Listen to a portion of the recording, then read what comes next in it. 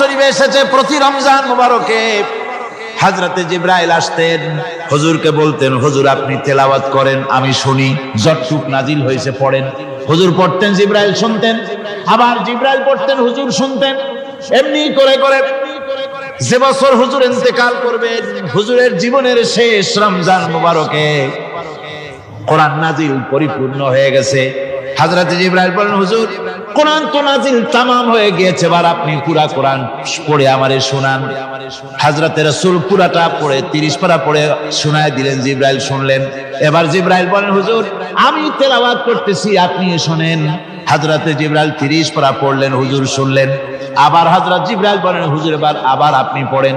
হুজুর পড়লেন, জিবরাইল শুনলেন, আবার জিবরাইল পড়লেন, হুজুর শুনলেন। তার মানে হলো হুজুর যে বছর ইন্তেকাল করলেন, ওই বছরের রমজান মুবারকে হযরত জিবরাইল 2 বার পড়েছেন, হুজুর শুনেছেন, আর হুজুর 2 বার পড়েছেন, জিবরাইল শুনেছেন, যাতে করে একটা জের জবর, একটা আয়াত, একটা সেমিকোলন যেন বাদ না পড়ে যায়। শাহরু রমাদানাল্লাযী উনজিলা ফীহিল কুরআন, রমজানের পবিত্র মাসে আমি অবতীর্ণ হয়েছি। সুবহানাল্লাহ। যদি প্রশ্ন করা হয়, রমজানে তো আসছো, কিন্তু প্রথম নাজিল হয়েছিল কোন সময়? ওটা কি দিন ছিল না রাত ছিল?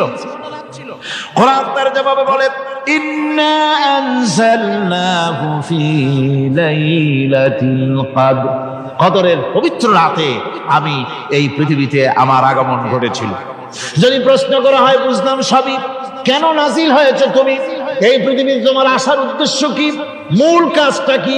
এই প্রশ্ন যদি করা হয়, কোরআনে কারীম তার জবাবে বলে, শোনো কেন এসেছি।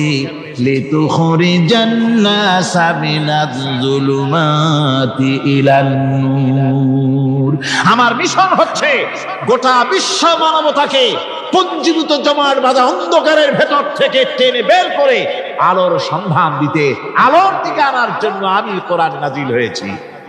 আল্লাহ পাক আমাদের জন্য একটি পবিত্র মাস আমাদেরকে দিচ্ছেন, দান করেছেন, যে মাসটির নাম হচ্ছে রমাদান।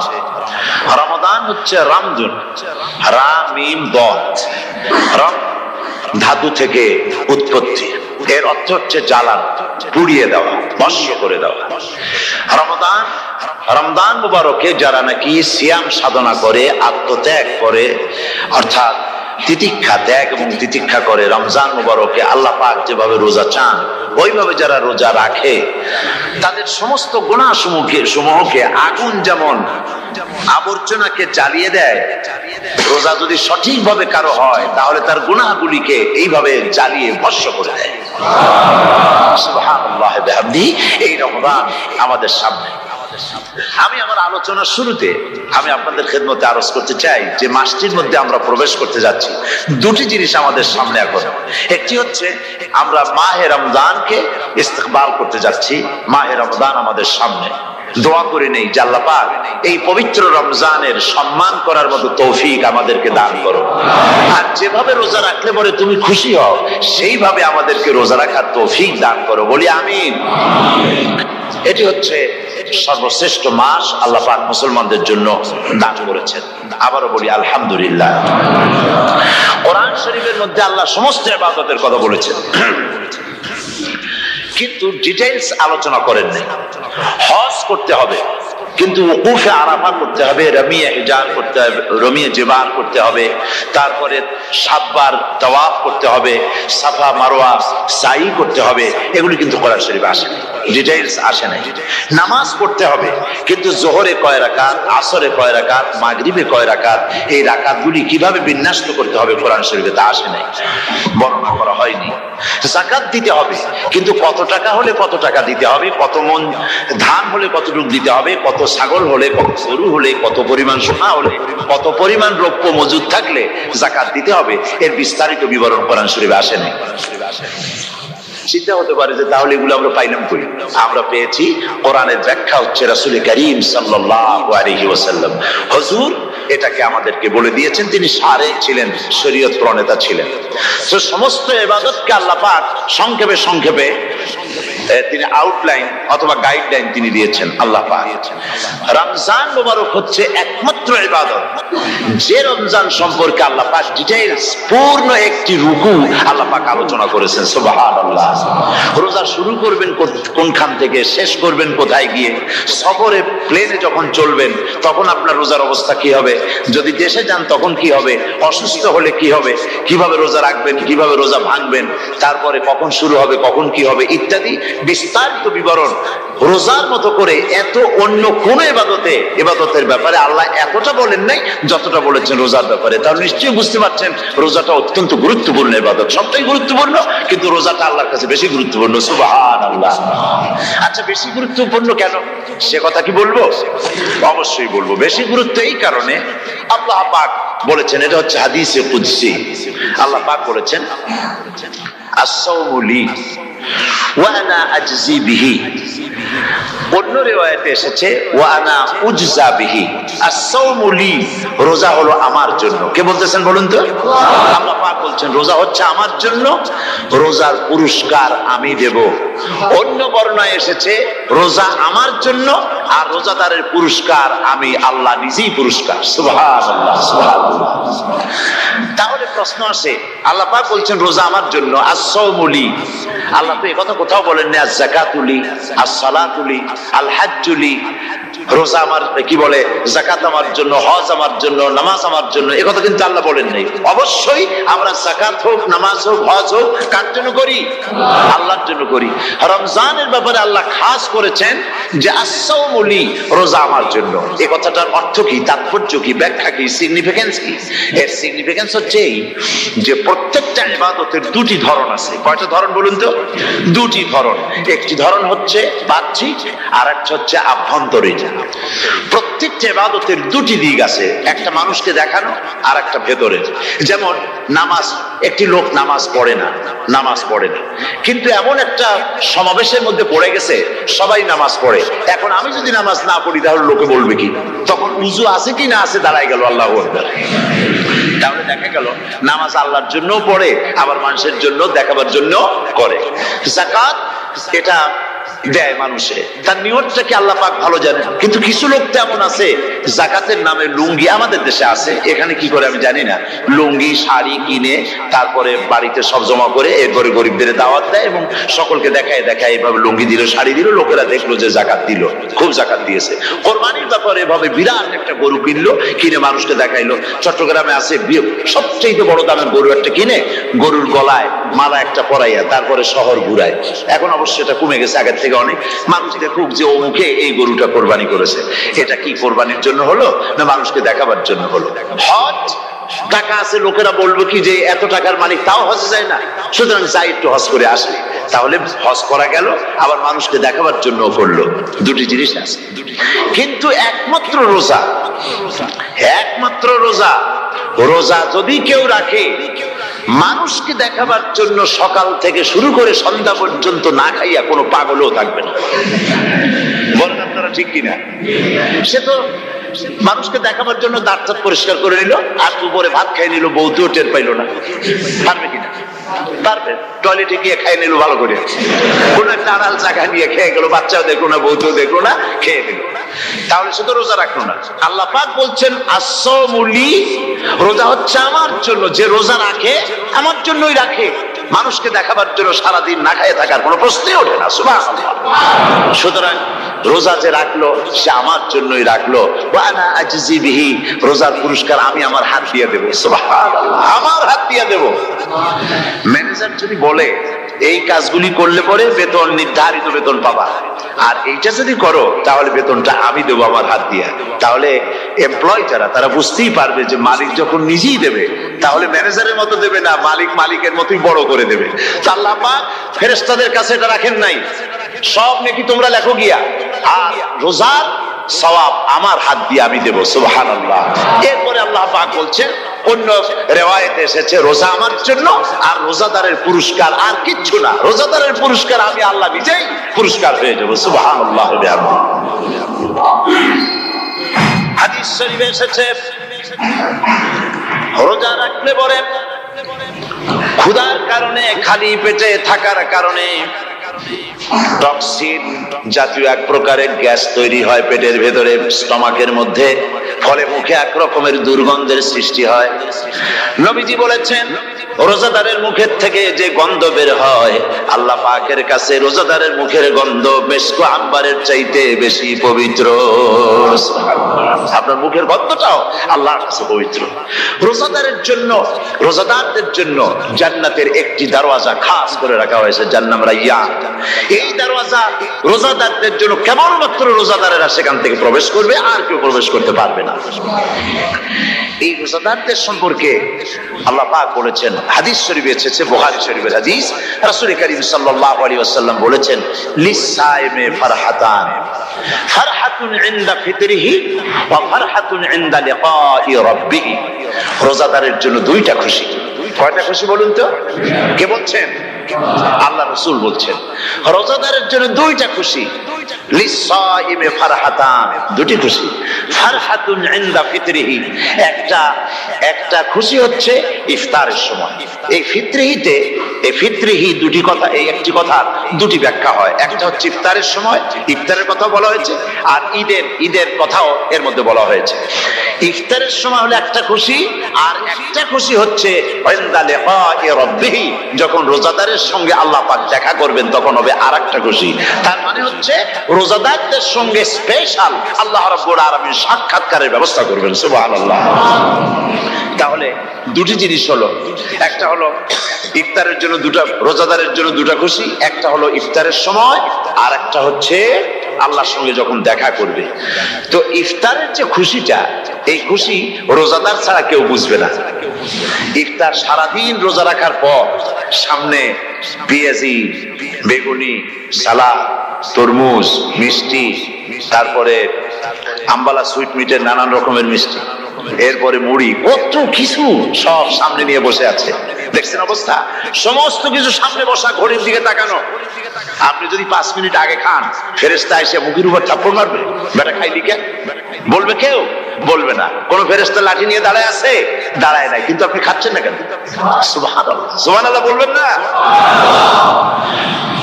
অন্তত 1500 বছর আগে আল্লাহ রাব্বুল আলামিন নির্দেশ করে রেখেছেন, সূর্য সাদা হওয়া থেকে, পূর্ব দিগন্ত সাদা হওয়া থেকে শুরু করে পশ্চিম দিগন্তে যখন কালো হয়ে কালো রেখা দেখা দেবে, যখন মাগরিব হয়ে যাবে, সূর্যাস্ত যাবে, ততক্ষণ পানাহার আর স্ত্রী সম্ভোগ থেকে বিরত থাকো। 1500 বছর আগের আল্লাহ রাব্বুল আলামিনের এই নোটিশ কিভাবে কার্যকরী হচ্ছে উম্মতের মধ্যে, মুসলমানদের ভেতরে। খাবার সামনে আসে, পিপাসা লেগেছে, এখন তো পিপাসা লাগে না, খুব ঠান্ডার সময়, এখন রোজা রাখতে খুব মজা হবে, তাই না? খুব মজার রোজা। কিন্তু এই রোজা যখন জুন মাস আর জুলাই মাসে আসবে, তখন টের পায় মানুষ রোজা কাকে বলে। প্রচন্ড পিপাসা, সামনে সব খাবার পড়ে আছে, একটা খাবারের দিকে রোজাদারের হাত যায় না, ঘড়ির দিকে তাকায় আর চুপ করে বসে বসে আল্লাহর জিকির করতে থাকে। আল্লাহ কয়, ফেরেশতারা দেখ, এই বান্দা বানাইতে নিষেধ করছিলি। সুবহানাল্লাহ। আল্লাহ খুশি হয়ে যান। রোজাদার অপেক্ষা করতে থাকে, ঠিক যখন কাটায় সময়টা এসে গেছে, তখন আল্লাহর নাম করে খুরমা দিয়ে, পানি দিয়ে ইফতার শুরু করে দিল। আল্লাহ পাক খুশি হয়ে গেলেন। এই যে ইফতার, সারাদিন রোজা রেখে ইফতার করায় যে মজা, রোজা রাখলো না এরকম লোকেরাও কিন্তু ইফতার করে না? পুরান ঢাকায় আছে, ঢাকা তো কয়েকটা এলাকা আছে, পুরান ঢাকার লোকেরা নাকি বলে যে, যারা রোজা রাখে না তারা বলে যে, রোজা না রাখে একরকম পাপ করছি, আর ইফতার না করিয়া কবিরা গুনাহ করবো নাকি? ইফতার তো করাই লাগবে। তো খুব মজা করে ইফতার করে তারা।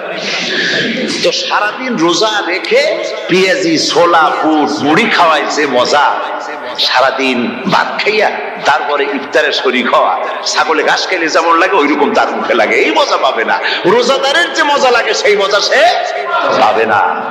সারা মাস রোজা থাকার পর, আল্লাহর হুকুম মেনে সারা রাত রোজা রাখার পর, তারপরে ঈদের দিনে জামা কাপড় পরিষ্কার করে, শেরওয়ানি গায়ে লাগাইয়া, পাঞ্জাবি পরে, আতর মেখে, এরপরে ঈদের জামাতে যখন দাঁড়ায় যায় সে যে মজা পায়, সারা মাস রোজা রেখে ঈদের জামাতে গিয়ে সে যে মজা পায়, যে রোজা রাখলো না ঈদের দিনে খুব জামা পাজামা সেন্ট এগুলো মেখে টেকে প্রথম কাতারে গিয়ে দাঁড়ায় গেছে, ও সেই মজা পাবে না। ওর মনের মধ্যে একটা চোর চোর ভাব থেকেই যায়। সে মনে মনে ভাবে এই জামাত আমার না, জোর করে আসছি, এইখানে দাঁড়াবার যোগ্যতা আমার নাই। মনের মধ্যে সে একটা অপরাধী ফিল করে, সে ফিল করতে থাকে। সুতরাং রোজাদারের জন্য দুইটা খুশি, একটা হচ্ছে ইফতারের সময়, আর একটা খুশি হবে যখন আল্লাহ তাদেরকে দেখা দেবেন। সুবহানাল্লাহ। এই রোজা আল্লাহ পাক দান করেছেন। আচ্ছা, কি জন্য রোজা আমাদের দিলেন? এই জন্য দিয়েছেন যে একটা মাস পৃথিবীর মুসলমানরা না খেয়ে থাকুক দিনের বেলায়, ওই না খেয়ে থাকার যে খাবারগুলি বাঁচবে এগুলি আল্লাহ অন্য কোন এলাকার মানুষদের খাওয়াবেন নাকি? এই জন্য করেছেন রোজা, এই জন্য করেন নাই। রোজার ফজিলত আল্লাহর নবী বলেছেন, রমজান মুবারকের এত ফজিলত, মানুষ যখন কোন ইবাদত করে আল্লাহ পাক সেই ইবাদতের নেক আমলের সওয়াব 10 থেকে শুরু করে 700 পর্যন্ত বাড়ায় দেন। 10 থেকে শুরু করে 700 বাড়ায় দেন, ইল্লা সাওম, রোজা ছাড়া।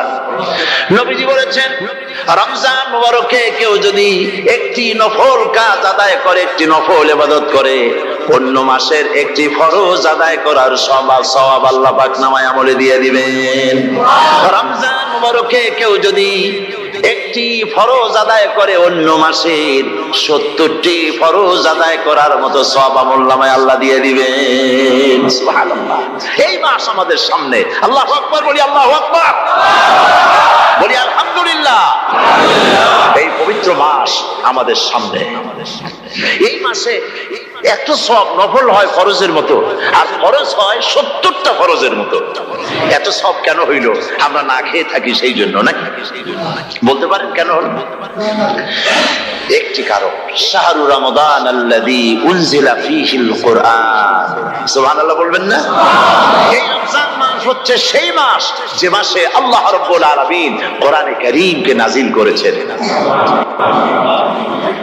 এই মাসের মধ্যে একটি রাত আছে, খায়রুম মিন আলফি শাহর, যে রাতটি 1000 মাসের চাইতে বেশি গুরুত্বপূর্ণ আল্লাহর কাছে। সুবহানাল্লাহ। একটি রাত 1000 মাসের চাইতে গুরুত্বপূর্ণ। 1000 মাস ক্যালকুলেটর দিয়ে হিসাব করলে দেখা যায় যে 1000 মাসে 83 বছর 4 মাস হয়। তাহলে তার অর্থ কি এই যে একটানা 83 বছর 4 মাস ইবাদত করলে যে সওয়াব হবে, এই রাত্রে ইবাদত করলে সেই সওয়াব হবে? হতে পারে, এরকম হতে পারে, কিন্তু ব্যাখ্যাটা কি? ব্যাখ্যাটা হচ্ছে এই, আরবিতে আলফুন শব্দ দিয়ে 1000 বোঝানো হয় না। আরবিতে যখন আলফুন বলা হয় তাহলে বোঝা যায় সংখ্যাধিক্য, বিপুল সংখ্যা, হাজার হাজার হাজার হাজার, থাউজেন্ডস এন্ড থাউজেন্ডস। এইটাকে বোঝানোর জন্য আরবিতে ব্যবহার করা হয় আলফুন, হাজার হাজার। তাহলে আল্লাহ কি বুঝাতে চাচ্ছেন? আল্লাহ রাব্বুল আলামিন তিনি আয়াত দ্বারা বুঝাতে চান, এর ব্যাখ্যা হচ্ছে এই পৃথিবীর মানবতার কল্যাণের জন্য, এই পৃথিবীর মানুষের ভালাইয়ের জন্য, মঙ্গলের জন্য হাজার হাজার মাস ধরে এই পৃথিবীর মানুষের যে কল্যাণ হয় নাই, এই রমজান মুবারকে একটা রাত আছে যেই রাতে আল্লাহ রাব্বুল আলামিন মানবতার সেই কল্যাণ করেছেন। সেই কল্যাণ কি দিয়ে করেছেন? শাহরু রমাদান আল্লাযী উনজিলা ফীহিল কুরআন, কোরআন নাযিল করে পৃথিবীর মানুষকে সেই কল্যাণ আল্লাহ দিয়েছেন। সুবহানাল্লাহ। বন্ধুগণ, কোরআন, কোরআন কি নিয়ামত আমাদের কাছে! সেই নিয়ামতকে আমরা চিনলাম না, আমরা বুঝতে পারলাম না কত বড় নিয়ামত আল্লাহ আমাদের দান করেছেন। এই কোরআন যেন আপনি শুনতে পারেন, পড়তে পারেন, বুঝতে পারেন, সেই জন্য আল্লাহ রাব্বুল আলামিন শরিয়াত কি সুন্দর ব্যবস্থা করেছে। কোরআন শোনার জন্য রমজান মুবারকে তারাবিহের নামাজের ব্যবস্থা করা হয়েছে। সুবহানাল্লাহ, সুবহানাল্লাহ। যারা সব সময় পড়তে পারেন না, কোরআন তেলাওয়াত জানেন না, অথবা সারা বছর এক খতম কোরআন শরীফ পড়া হয় না, শরিয়াত কি সুন্দর বিধান করলো যে আপনি যেন 30 পারা কোরআন শরীফ শুনতে পারেন। এই ব্যবস্থা তারাবিহের নামাজের মধ্যে শরিয়াত করে দিয়েছে। আলহামদুলিল্লাহ, আলহামদুলিল্লাহ। যাদের টাকা কড়ি আছে আমি তাদেরকে অনুরোধ করব, যদি পারেন তাহলে মেহেরবানি করে রমজান মুবারকে উমরা পালন করবেন। আমি উমরার নিয়ত করেই এসেছি, ঢাকা থেকে উমরার নিয়ত করেই এসেছি, আপনাদেরকে দেখে গেলাম। আর আমি এখান থেকে ডাইরেক্ট মদিনা মুনাওয়ারায় চলে যাব ইনশাআল্লাহ। লাইলাতুল কদর পর্যন্ত হারামাইনুশ শরীফাইনে কাটাতে চাই, নিয়ত করেছি। আপনারা দোয়া করুন আল্লাহ যেন কবুল করেন। কি মজা যখন আপনি হারামাইনুশ শরীফাইনে যখন তেলাওয়াত শুনবেন, আপনার কাছে মনে হবে যেন কোরআন শরীফ নাজিল হতেছে। সুবহানাল্লাহ। সেখানে তো নামাজের পরে হাত তুলে মোনাজাত করা হয় না, শুধুমাত্র রমজান মুবারকে বেতেরের নামাজের মধ্যে ইমাম সাহেব হাত তুলে মোনাজাত করেন। গত বছর রমজান মুবারকের লাইলাতুল কদরে আমি ছিলাম, গত কয়েক বছর ধরে আল্লাহ যাওয়ার তৌফিক দিয়েছেন দয়া করে। সেখানে লাইলাতুল কদরে পত্রিকাগুলি লিখেছে 30 লাখের উপরে লোক ছিল মক্কা শরীফের হারাম শরীফে, 30 লাখের উপরে। যখন তেলাওয়াত হচ্ছে, মোনাজাত করতেছেন ইমাম সাহেব কাঁদতেছেন, মোনাজাত করতেছেন, কাঁদতেছেন, আর গোটা হারাম জুড়ে কান্নার রোল পড়ে গিয়েছে। কিভাবে কাঁদতেছে! সারাদিন মানুষ রোজা রেখে তারপরে ইফতার করতে যখন বসে, আমি সেই জান্নাতের কথা কেমনে আপনাদের বুঝাবো? রসগোল্লা কেমন লাগে বক্তৃতা দিয়ে 6 ঘন্টা বক্তৃতা দিয়েও বোঝানো যাবে না। যদি মুখের মধ্যে ঢুকাইতে পারি তাহলে বুঝবেন যে মজাটা কি। এটা তো আমি বুঝাইতে পারবো না কি মজাটা লাগে। সারাদিন রোজা রাখার পর সমস্ত লক্ষ লক্ষ মুসল্লিরা বসে আছে মক্কা শরীফে, কাবা শরীফ সামনে, এখানে বসে আছে। রোজাদারের সামনে আছে জমজমের পানি আর মদিনা মুনাওয়ারার খুরমা। আল্লাহর ঘর সামনে, জান্নাতের থেকে আর কাকে বলে? সুবহানাল্লাহ। আর মসজিদে নববীর ভিতরে মদিনার আকর্ষণ কাশাস আলাদা। মদিনা শরীফে আপনাকে যদি পাইয়া যায় কোনো আরব, কোনো মাদানী, আপনারা ছাড়বেই না, আদর করে পাশে বসাবে। তোমারে আমি এই জিনিস খাওয়াবো, এইটা দিয়ে ইফতার করাবো, আমার কাছ দিয়ে তুমি উঠতেই পারবে না। আপনাকে জোর করে বসায় দিবে মসজিদে নববীতে, রিয়াজুল জান্নাহ, রাসূল করিম সাল্লাল্লাহু আলাইহি ওয়াসাল্লামের কবর শরীফের কাছে বসে আপনি ইফতার করতেছেন। কত বড় নসিব! সেই জন্য আমি বলি, হলিডে করার জন্য আমেরিকা, সিঙ্গাপুর, হাবিজাবি এই সমস্ত ঘুরে কোনো লাভ নাই। হলিডে করতে চান, রমজান মুবারকে চলে যান হারামাইনুশ শরীফাইন, মদিনা আল মুনাওয়ারা, মক্কা আল মুকাররমা। কপাল খুলে যাবে, জিন্দেগীর সমস্ত গুনাহ খাতা আল্লাহ পাক maaf করে দিবেন। রাসূল করিম সাল্লাল্লাহু আলাইহি ওয়াসাল্লাম বলেছেন, রমজান মুবারকে যে উমরা করলো সেজন্য হজ আদায় করলো। সুবহানাল্লাহ। অন্য রিওয়ায়াতে এসেছে, যে ব্যক্তি রমজান মুবারকে উমরা করলো সেজন্য আমার সাথে হজ আদায় করলো। সুবহানাল্লাহ। তো বলতেছিলাম যে কোরআনে কারীম হচ্ছে একটি বিরাট নিয়ামত। এই নিয়ামত শোনানো হয় রমজান মুবারকে। আমি এবার এসে খুব খুশি হলাম একথা শুনে যে ইস্ট লন্ডন মসজিদ তারা একটা ব্যবস্থা করেছে, সুন্দর একটা রেডিও তারা আবিষ্কার করেছে। না কি করছেন আপনারা? ট্রান্সমিটার তৈরি করেছেন। ওনারা ওখানে রেডিও বিক্রি করেন। আপনারা বহুটা খরচ করেছেন, তারা হাজার হাজার পাউন্ড খরচ করে টাওয়ার বানিয়েছেন এবং একটা ফ্রিকোয়েন্সি তারা নিজেরা নিয়েছেন। আর রেডিওগুলি 125 পাউন্ড করে ওনারা দিচ্ছেন খরচ হিসেবে। এইটা যারা নিয়ে যায় ঘরের মধ্যে বসে তারাবিহের তেলাওয়াত তারা শুনতে পাবেন। মহিলারা অনেক সময় আসতে পারেন না, মহিলারা ঘরে বসে শুনতে পারবেন। ওই ইস্ট লন্ডন মসজিদে যত ওয়াজ হবে, তেলাওয়াত হবে, নামাজ হবে, আজান হবে, ওয়াজ হবে, জিকির হবে, সব আপনার ঘরে বসে আপনি শুনতে পারবেন। আল্লাহ রাব্বুল আলামিন এই ইকদামকে, এই পদক্ষেপকে আল্লাহ কবুল করুন, সবাই বলেন আমিন। এবং প্রত্যেকের ঘরে ঘরে এই রেডিও পৌঁছে যাক, আমরা বলি আমিন। আল্লাহ যেন কবুল করেন। আপনি ঘরে বসে মসজিদের সমস্ত প্রোগ্রাম পেতে পারবেন। আর কি সুন্দর, সেখানে যিনি তেলাওয়াত করেন, আজান দেন, আলহামদুলিল্লাহ, তার আজান শুনলে পরে তো মনে হয় যে আমি মক্কা শরীফে চলে গেছি, মদিনায় চলে গেছি। আর তেলাওয়াত কত সুন্দর, আলহামদুলিল্লাহ। আল্লাহ তার প্রতি রহম করুন, আমরা বলি আমিন।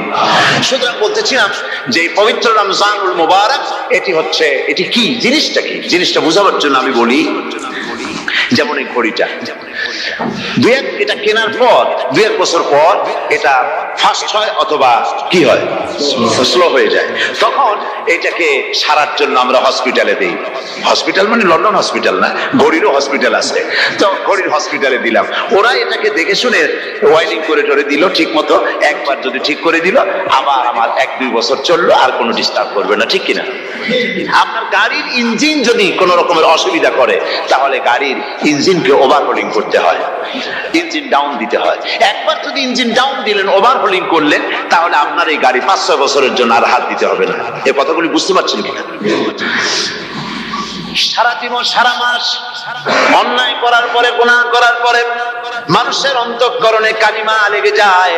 আল্লাহ রাব্বুল আলামিন রমজান মুবারকের একটা ব্যবস্থা করেছেন, ইঞ্জিন ওভারহোলিং এর মতো, ইঞ্জিন ডাউন দেওয়ার মতো আপনার কালকে, আপনার আত্মাকে, আপনার বিবেককে, আমার বিবেককে পরিষ্কার করার জন্য রমজান মাস করে দিয়েছেন। রমজান মুবারকের একটি মাসের কোর্স যদি কমপ্লিট করা যায়, তাকওয়া দিয়া যদি ভরে দেওয়া যায়, তাহলে বাকি 11 মাস আরামসে চলবে, কোনো অসুবিধা হবে না।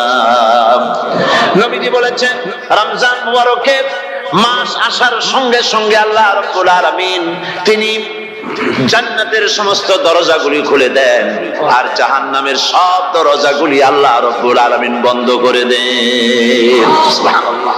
আর শয়তানকে শৃঙ্খল দিয়ে বেঁধে ফেলা হয়, শিকল দিয়ে শয়তানদের বান্ধা হয়ে যায়।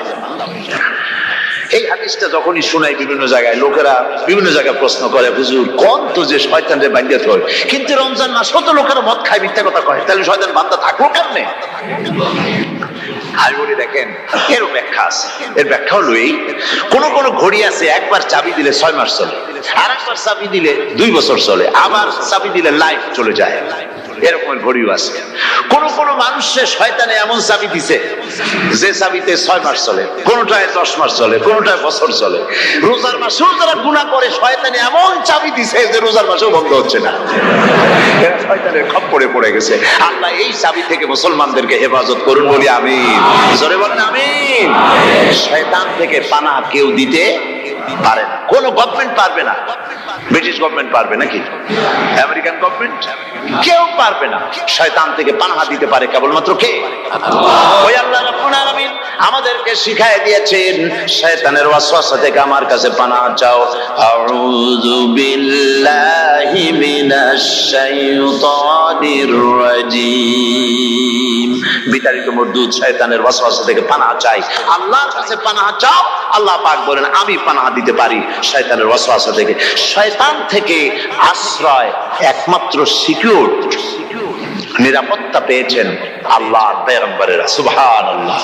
আম্বিয়া আলাইহিমুস সালাম তারা আল্লাহ কর্তৃক নিয়ন্ত্রিত, শয়তানের ক্ষমতা নাই পয়গম্বরদের কাছে যাওয়া। চতুর সীমানার ভেতরে শয়তান প্রবেশ করে কোন নবীকে ওয়াসওয়াসা দিতে পারবে না, বলি সুবহানাল্লাহ। এই জন্য শয়তান থেকে বেঁচে যাওয়া, শয়তানের ওয়াসওয়াসা থেকে বাঁচা খুবই কঠিন। সেই জন্য আল্লাহ পাক বলছে শয়তানকে বেঁধে রাখা হয়, জান্নাতের সমস্ত দরজা খোলা, জাহান্নামের সমস্ত দরজা বন্ধ হয়ে যায়। এই নিয়ামতের মাস আমাদের সামনে। প্রত্যেকটি যখন কোন ওয়ার্কশপ হয়, তো ওয়ার্কশপের জন্য এক একটা কি বলে সিলেবাস থাকে। রমজান মুবারক একটা ওয়ার্কশপ। এই ওয়ার্কশপের মধ্যে একটা সিলেবাস আছে, সেই সিলেবাসের নাম হচ্ছে কোরআন। কোরআন কোরআন কোরআন নাজিলের মাসে আমরা কি কোরআন তেলাওয়াত করি?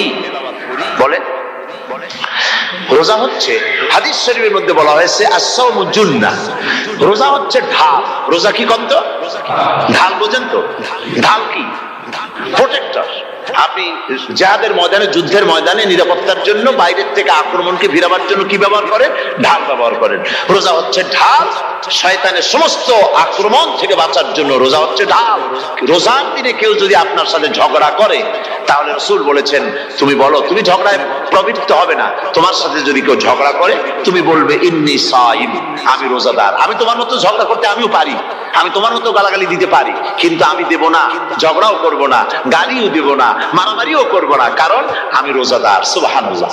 রোজা আপনাকে গুনাহ থেকে বাঁচায় দেবে। দেখেন রোজা কিভাবে গুনাহ থেকে বাঁচায়। মিথ্যেবাদী, মিথ্যেবাদী সারাক্ষণ মিথ্যে কথা বলে, কিন্তু রোজার মাস আসছে। এখন মিথ্যাবাদী যারা, তাদের ঘনিষ্ঠ লোকদের কাছে শুনেছি যে তারা বলে, যদি কোনো লোক দিনের বেলা এসে যায় আর এমন কথা, যে কথা বলতে গেলে মিথ্যা বলা ছাড়া উপায় নাই তার জন্য, সে তখন বলে ভাই তুমি তো অসময় আসছো, এখন আমি খুব ব্যস্ত, আই এম ভেরি বিজি, তুমি রাত্রে আসো। কথা বুঝতে পেরেছেন তো? রোজা হচ্ছে কি? রোজাটা কি বলে? ঢাল। কোন মেয়ে লোকের দিকে চোখ পড়লো, আহা আমি তো রোজাদার, চোখকে সাথে সাথে নিচে নামায় ফেললো। গানের আওয়াজ আসলো, আমি তো রোজাদার, সে গানটা শুনলো না। কাজী সমস্ত গুনাহ থেকে বাঁচার জন্য রোজা একটা বিরাট হাতিয়ার। সুবহানাল্লাহ।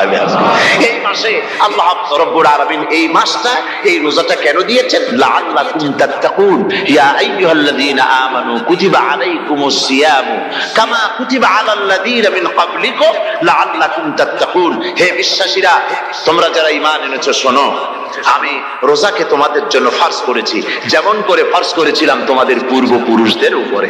রোজা শুধু আমাদের উপরে ফরজ হয়েছে তা না, আমাদের আগে যারা যেসব নবীরা আসছিলেন তাদের উপর রোজা কি ছিল? ফরজ ছিল। সুতরাং এই রোজা তোমাদের উপরে ফরজ, এই জন্য লাআল্লাকুম তাত্তাকুন, যাতে করে তোমরা কি হতে পারো? পরেজগার হতে পারো। কি হতে পারো? পরেজগার, মুত্তাকি হতে পারো, আল্লাহকে ভয় করতে পারো।